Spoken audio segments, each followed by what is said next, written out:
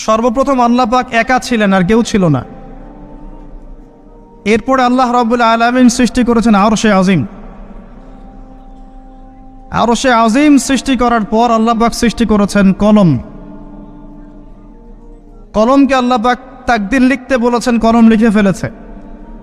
শেষ দিন পর্যন্ত কি হবে লেখা আছে। এরপরে আল্লাহ পাক 6 দিনে মহাবিশ্ব সৃষ্টি করেছেন। মহাবিশ্ব সৃষ্টি করার পর সুদীর্ঘকাল পর্যন্ত আল্লাহ পাক মানুষকে সৃষ্টি করেননি। অনেক পরে আল্লাহ রাব্বুল আলামিন মানুষকে সৃষ্টি করেছেন। প্রথম মানব আদম আলাইহিস সালাম কি জন্য সৃষ্টি করেছেন? দুনিয়াতে খলিফা হিসেবে। খলিফাকে যে আল্লাহ পাকের বিধান অনুযায়ী বিচার ফয়সালা করে, খলিফা করে পাঠিয়েছে। সূরা বাকারা পড়েন। খলিফাকে, খলিফা আরো একজনকে বলা হয়েছে দাউদ আলাইহিস সালাম। তার ব্যাপারে সূরা সাদের মধ্যে বলা হয়েছে, ইয়া দাউদ ইন্না জাআলনাকা খলিফাতান ফিল আরদ ফাহকুম বাইনান নাসি বিল হক।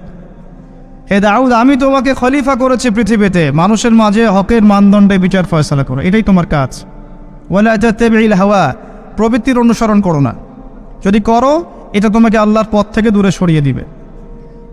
নিশ্চয়ই যারা নিজেদের প্রবৃত্তির অনুসরণ করেছে তাদেরকে আল্লাহ পাক সরল পথ থেকে বিচ্যুত করে দিয়েছেন এবং তাদের জন্য কিয়ামতের মাঠে ভয়ঙ্কর শাস্তি অপেক্ষা করছে। দাউদ আলাইহিস সালামকেও আল্লাহ পাক খলিফা বলেছেন।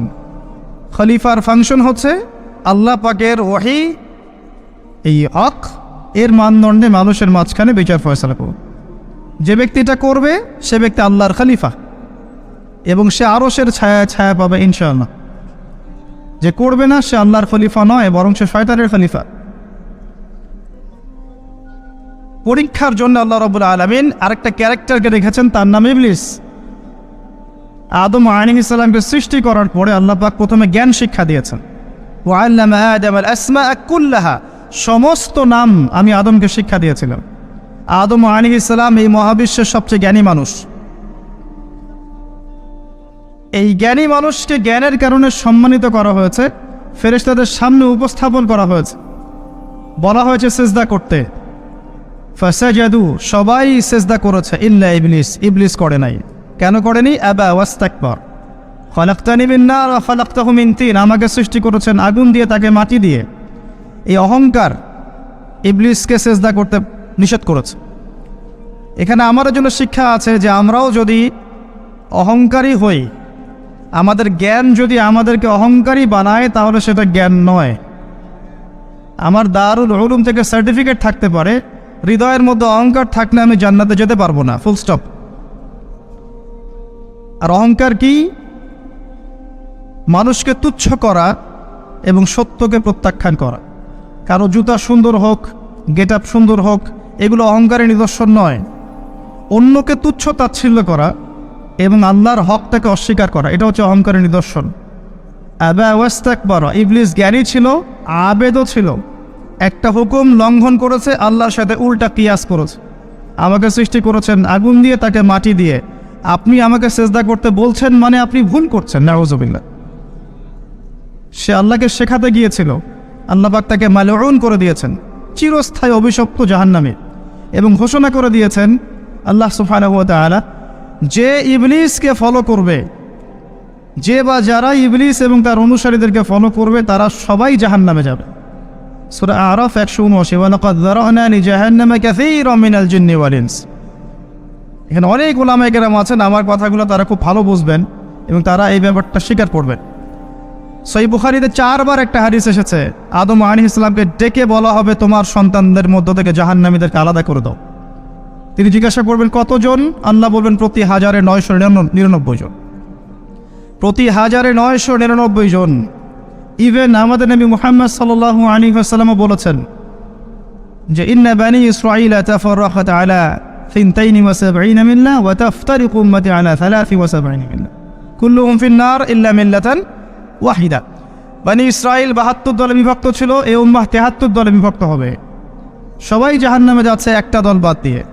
মা আনা আলাইহি ওয়া আসহাবি, আমি যার উপরে আছি, আমার সাহাবীরা যার উপরে আছে। আর ইসলামকে নিয়ে যারা বিভক্তি সৃষ্টি করেছে তারা সবাই এটাই দলিল পেশ করছে যে আমি এবং আমার সাহাবীরা যার উপর আছে। যাই হোক, বুঝলাম ম্যাক্সিমাম মানুষ জাহান্নামে যাবে, তবে জান্নাতীদের মধ্যে এই উম্মতের সংখ্যা বেশি হবে। সুবহানাল্লাহ, এটা সুসংবাদ। আল্লাহ পাক সূরা নিসার মধ্যে বলেছেন, ইন্নাল্লাহা লা ইয়াগফিরু আন ইউশরাকা বিহি ওয়া ইয়াগফিরু মা দুনা যালিকা লিমান ইয়াশা। আয়াতটা খুব ভালো করে বোঝেন। আল্লাহ পাক বলেছেন, নিশ্চয় আল্লাহ পাক শিরকের গুনাহ ছাড়া বাকি সমস্ত গুনাহ যাকে ইচ্ছা ক্ষমা করতে পারেন। আল্লাহ পাক শিরকের গুনাহ ছাড়া যে কোনো গুনাহ যাকে ইচ্ছা মাফ করতে পারেন। মেরাজের রাতেও আল্লাহ পাক ওয়াদা দিয়েছেন, তোমার উম্মতের মধ্যে কেউ যদি শিরক না করে মারা যায়, সে অন্য যে কোনো বড় অপরাধ করুক না কেন, আমি তা ক্ষমা করতে পারি। তারপরেও কেন 1999 জন মানুষ জাহান্নামে যাবে? উত্তরটা খুব সহজ, উত্তরটা খুবই সহজ। এটার জন্য আপনাকে পিএইচডি করতে হবে না। তাদের আমল নামে একটা পাপ থাকবে, তার নাম শিরক। তার মানে এমন একটা সময়ে যদি আমরা বাস করি, ধরে নেন আমরা এমন একটা সময় যদি বাস করি যে সময়ের প্রতিটা ডিপার্টমেন্টের শিরক আছে, ওয়ার্ল্ড অ্যাফেয়ার্স হোক, পলিটিক্স হোক, ইকোনমিক্স হোক, এডুকেশন হোক, বা সোশ্যালিজম হোক বা কালচার, প্রতিটা সেক্টরে যদি শিরক থাকে, আর আমরা যদি সেই সময়ে বাস করি, বুঝতে হবে আমরা ক্ষতির মধ্যে আছি। কথা কি বোঝা যায়? শিরক না থাকলে আল্লাহ পাক যে কোনো গুনাহ মাফ করতে পারেন, আল্লাহ ওয়াদা দিয়েছেন। তারপরেও ম্যাক্সিমাম মানুষ জাহান্নামে যাচ্ছে, তার মানে আমল নামে একটা পাপ থাকবে, তার নাম শিরক।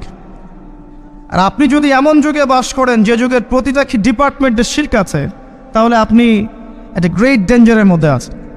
আপনি আমি একটা ভয়ঙ্কর কঠিন সময় পার করছি। এখন আপনার দু চোখ দিয়ে দেখা দরকার খিদর আলাইহিস সালামের মতো, যেটা মুসা আলাইহিস সালাম বুঝতে পারছেন না, কেন নৌকা ফুটা করা হচ্ছে, কেন বাচ্চাটাকে হত্যা করা হচ্ছে, আর কেন দেয়াল নির্মাণ করা হচ্ছে। কিন্তু খিদর আলাইহিস সালাম আল্লাহর নূর দিয়ে দেখছেন, তিনি বুঝতে পারছেন। যদি খিদর আলাইহিস সালামের মতো আপনি দূরদর্শী সম্পন্ন হতে পারেন বা আমি হতে পারি, তাহলে আমরা ধরতে পারবো যে হ্যাঁ, এখনকার প্রতিটা ডিপার্টমেন্টের মধ্যে শিরক আছে, আর আমরা সেই যুগে বাস করছি।